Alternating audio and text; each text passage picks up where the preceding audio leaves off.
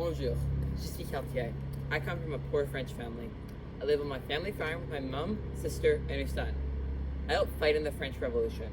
I also helped spread the ideas which were necessary to start the French Revolution. I got these ideas from being a soldier for the French government in the American Revolution. Wait, who is he? Hello, I'm Drew Stuyvesant, a historian from the University of Amsterdam. I'm going to tell you about Crane Brinton's theory of revolution. This theory suggests there are 4 stages in every revolution. It begins with the incubation. Political weakness, economic crisis, and some key figures speaking out against the current regime are all factors of this. Then you have the first stage. This involves civil unrest, a financial breakdown, and a roll of force. Are all elements of this stage. Then there's the second stage. This includes high violence, a reign of terror, and total social breakdown. Finally, there's the third stage. This is when the country returns to a state similar than it was before. This is the machine we built to represent Crane Brinton's theory of revolution. We begin with the incubation. We have 3 steps. This represents the divide of classes.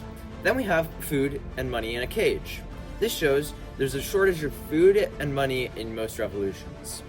My people began to get frustrated with our leader and the upper classes. This was caused by the government debts, and to deal with those debts, they raised taxes on us.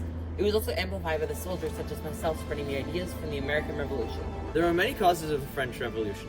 The power was not only spread evenly in France, only a tiny percent of the population had almost all the power. The most powerful of all was the king and his wife. To be quite honest, they were kind of naive.